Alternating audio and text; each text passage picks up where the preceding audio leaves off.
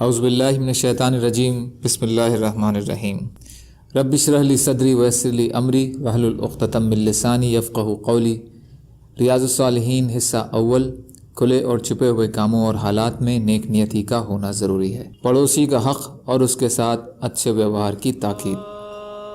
حضرت ابو ہریرہ رضی اللہ تعالیٰ عنہ سے روایت ہے کہ نبی اکرم صلی اللہ علیہ وسلم نے فرمایا، اللہ کی قسم وہ مومن نہیں، اللہ کی قسم وہ مومن نہیں، اللہ کی قسم وہ مومن نہیں۔ عرض کیا گیا، اللہ کے رسول کون؟ آپ نے ارشاد فرمایا، وہ آدمی جس کی شرارتوں سے اس کا پڑوسی محفوظ نہ ہو۔ بخاری و مسلم۔ اور مسلم کی ایک اور روایت میں ہے کہ وہ آدمی جنت میں نہیں جائے گا جس کی شرارتوں سے اس کا پڑوسی امن میں نہ ہو۔ فائدہ: اس سے معلوم ہوا کہ پڑوسیوں کو دکھ پہنچانا اتنا بڑا جرم ہے کہ انسان جنت سے محروم ہو سکتا ہے۔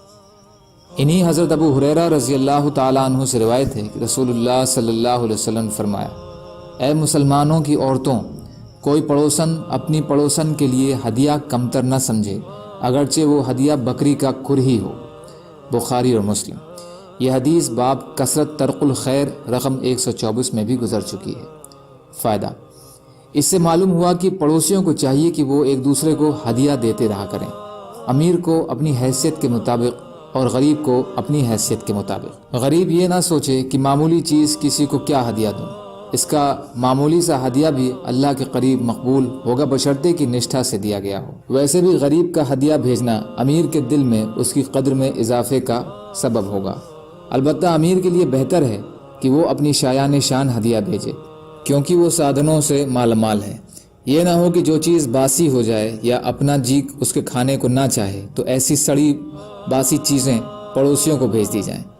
اس میں نشٹھا نہ ہونے کے ساتھ ساتھ پڑوسی کی تچھتا کی بھاونا بھی شامل ہے، جبکہ ہدیے کا مطلب تو نشٹھا اور محبت کا نمونہ ہے، اور جس میں کسی غریب پڑوسی کے لیے اس کا چھوٹا ہونے کی بھاونا ہو، وہ ہدیہ کس کام کا، اور اللہ کے یہاں اس کی کیا اہمیت ہوگی۔ ہاں، اگر تچھتا والی بات نہ ہو تو پھر کمتر چیز بھی جو خود اسے پسند نہ ہو کسی غریب کو دے دینا اسے پھینک دینے سے بہتر ہے، بشرطے کی بجائے خود وہ چیز کارآمد ہو۔ حضرت ابو ہریرہ رضی اللہ تعالیٰ عنہ سے روایت ہے کہ رسول اللہ صلی اللہ علیہ وسلم نے فرمایا، کوئی پڑوسی اپنے پڑوسی کو اپنی مشترکہ دیوار میں لکڑی یا کیل وغیرہ گاڑنے سے نہ روکے۔ پھر حضرت ابو ہریرہ رضی اللہ تعالیٰ عنہ فرماتے ہیں، کیا وجہ ہے کہ اس فرمان رسول صلی اللہ علیہ وسلم کے باوجود میں تمہیں اس حکم سے منہ پھیرتے ہوئے دیکھتا ہوں؟ اللہ کی قسم میں اس کو تمہارے کندھوں کے بیچ پھینک کے رہوں گا، مطلب ضرور تمہارے سامنے پیش کروں گا۔ فائدہ: اس حکم کی تاکید کی اہمیت ان آبادیوں اور بستیوں کے سامنے آتا ہے جو جھوپڑیوں اور خیموں پر مشتمل ہوں، یا ایسے علاقوں میں جہاں اب بھی دو پڑوسیوں کے درمیان پختہ دیوار ایک ہی ہوتی ہے۔ بڑے شہروں کی طرح الگ الگ اپنی اپنی دیواریں نہیں ہوتی۔